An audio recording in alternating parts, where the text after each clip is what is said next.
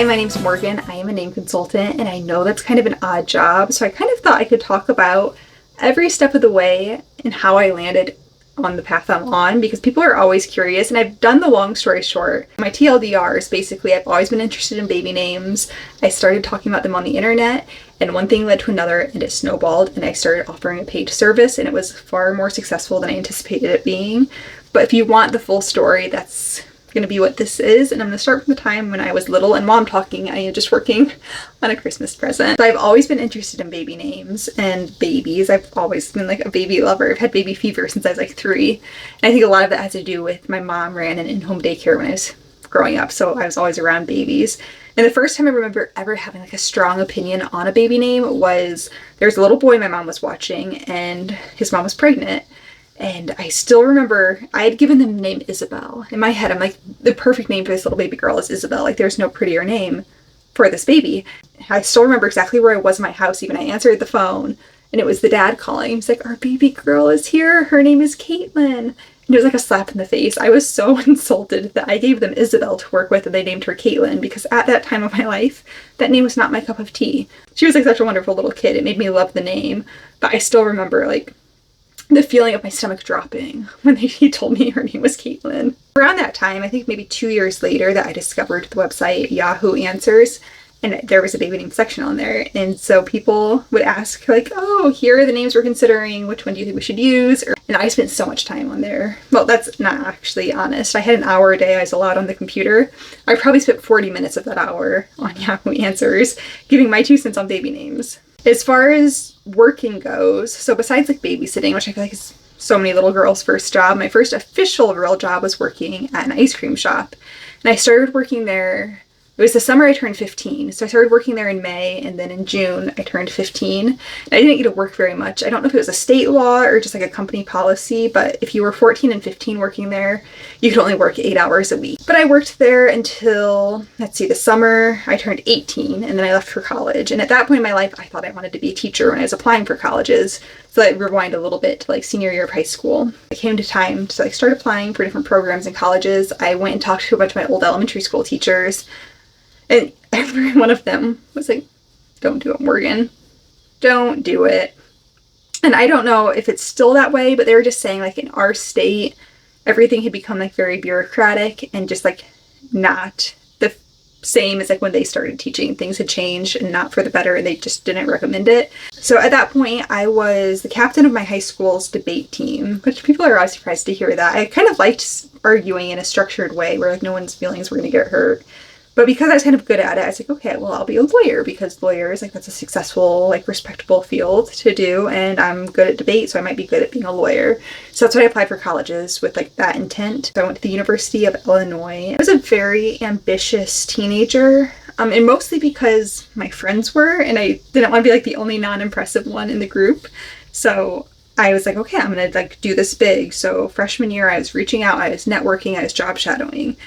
And it just so happened, like, every person I job shadowed with, they just, like, were not happy people, and it scared me so badly, because I think there were 3 different offices that I ended up going into, spending time with people, and, like, none of them were joyful, happy, kind people. They were very, like, bitter and angry and moody and negative. And I was like, I cannot live like this. Like, and as an adult, I have met lawyers who are, like, vibrant and thriving and happy, and they love what they do. It's just those were not the people I was exposed to at the time, and it scared me. It's like, okay, well, what am I going to do with my life now? Like, I'm a semester deep into freshman year and I'm lost. And then I landed on speech language pathology. So I applied to switch majors, and then I started a blog because I applied to be a blogger for the University of Illinois. They had a student blogging program.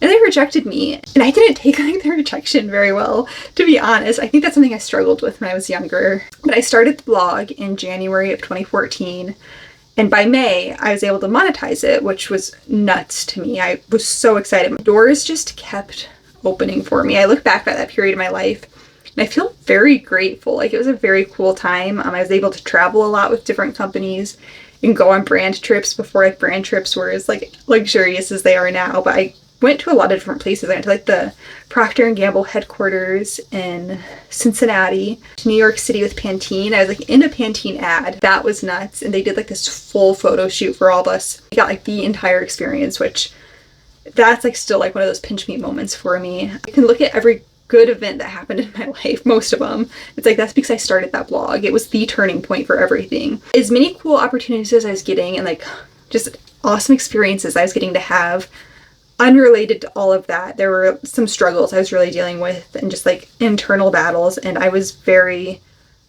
unstable with my mental health and not in a good place. And I look back at like ages 20 to 23, like the feeling I feel is fear, because it's like that was such a scary time and I did not think I was going to make it through that, which is crazy because I'm like, everything's so different, so much better now. I was at the point where I felt like I was going to make a stupid permanent decision, and I was really afraid because it's like was a constant thought in my mind. And I was scared because like, yes, I wanted to, but I also didn't want to. It was very conflicting.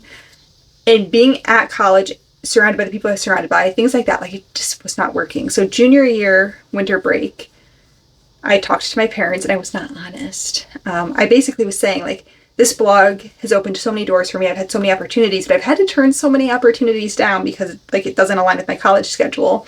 College will always be there. Is it okay if I take a semester off to see like what opportunities this blog can give me? I was, 20, and technically like I'm an adult. Like I don't have to ask for their permission for that type of thing. I wanted their approval, if that makes sense. I would have pushed back if they're like, no, you have to go back to college. And then I probably would have told them the mental health thing. And me not telling them the mental health part of things is very relevant for this next part. So the blog is still successful. Like I'm still keeping it afloat through everything I was going through mentally and emotionally. And because of that, I got a DM on Twitter from the founder of a tech startup in New York. And he was like, hey, would you be interested in moving out here for an internship? And this was in the second week of February. And by the second week of March, it was on Pi Day in March. So what's that, March 14th, I moved to New York City to start my interning there. And I was on the content team, and I did that for less than a year actually as an intern, because I did not get along with one other person I worked with. We were a small team. I think I was the 12th person on the team. Like the person I had to work the closest with was the only person who just like, our personalities did not vibe very well. Because I was making still really good money blogging, I was like, I don't need this job, I don't need this internship, so I'm gonna move home because it's just like not worth dreading every single day having to like work closely with this person.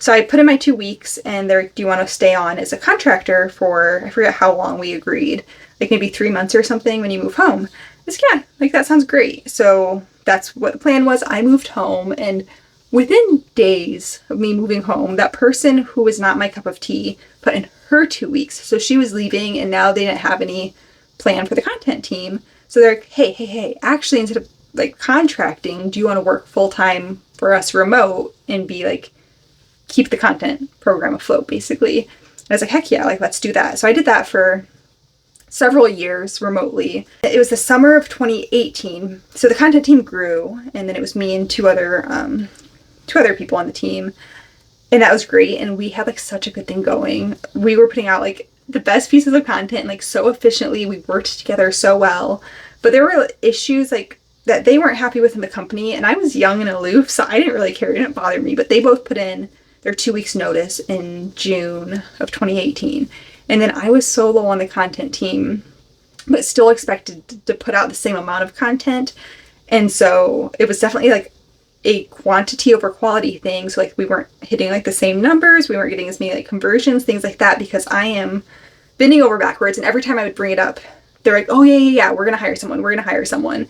And I was just fed that for a long time actually. I was stressed, and that's also around the time I met my husband, and he met like the worst version of me, and somehow he still liked me because I was so overwhelmed and so stressed.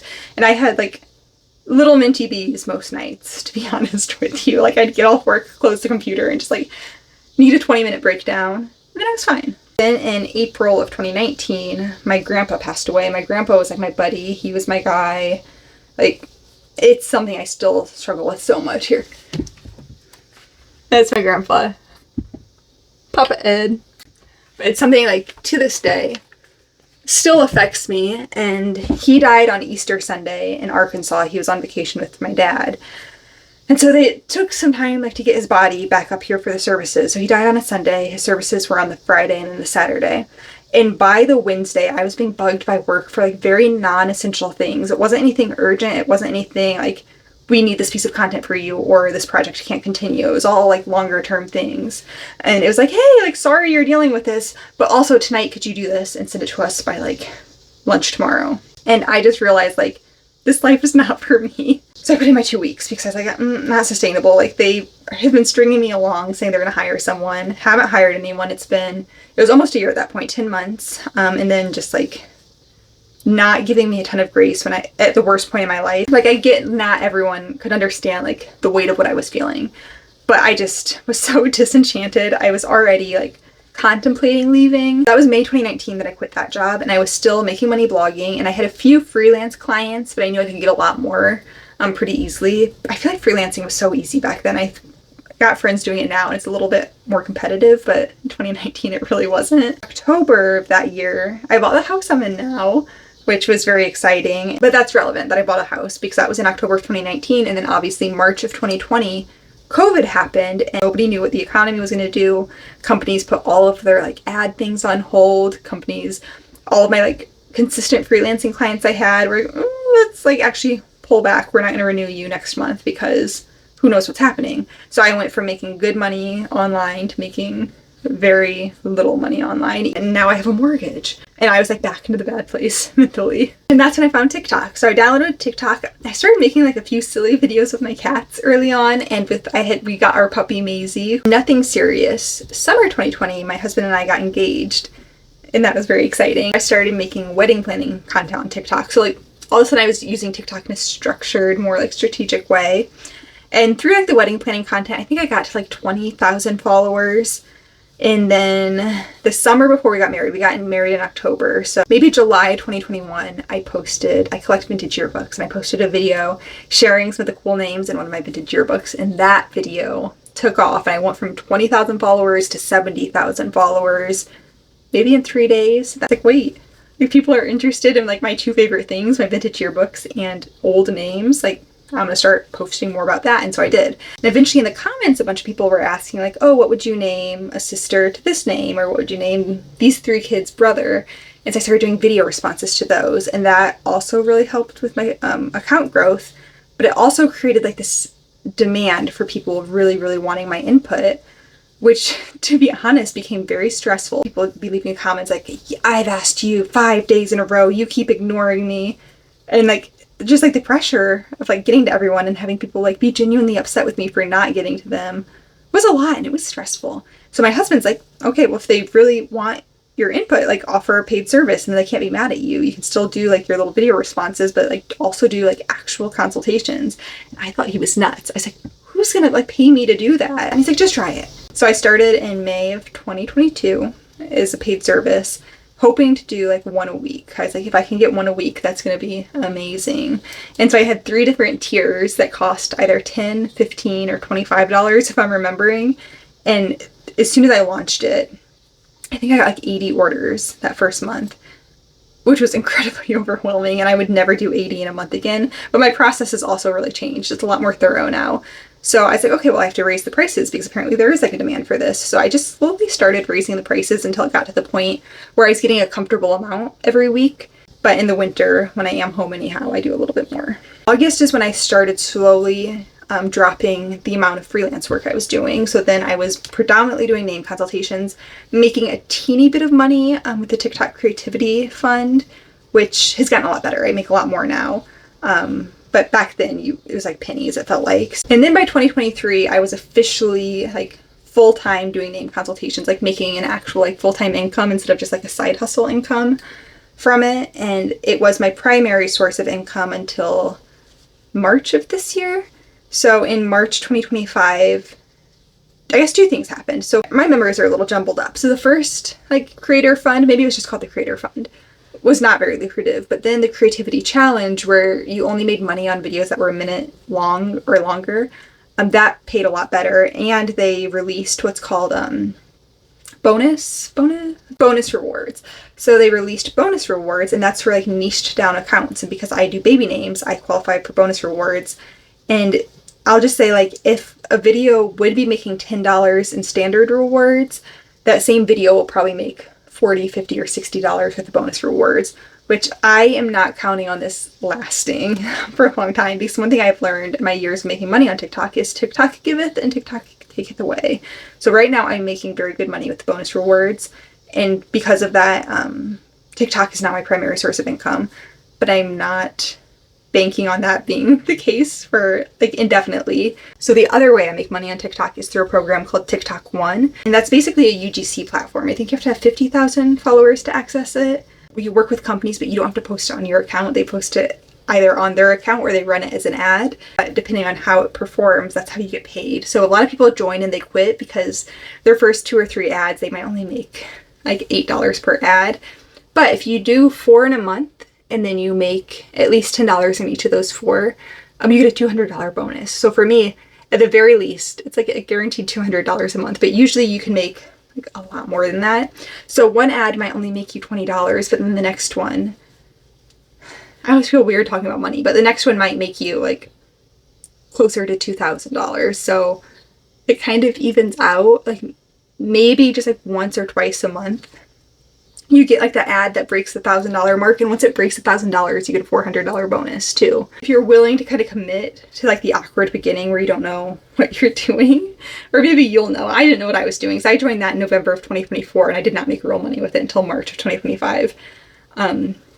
So between that and the TikTok creativity program, now TikTok is more lucrative, I guess, technically, than my name Consultations, but I still feel more comfortable calling myself a name consultant rather than a TikToker because it feels more genuine to like what I do. But I don't know, maybe other people would feel differently about that. But yeah, that is the career path that got me from thinking I wanted to be an elementary school teacher to now being a baby name consultant. But I'm going to try to edit this down to under 20 minutes. I've been talking for, well, I haven't talking. This has been going for 38 minutes, but a lot of that was me fighting with my blanket and counting stitches and things. So I'll try to get this to 20 minutes or under. But if you made it this far, I appreciate it. And if you have any questions, I'd love to answer them. I hope everyone's having a great day.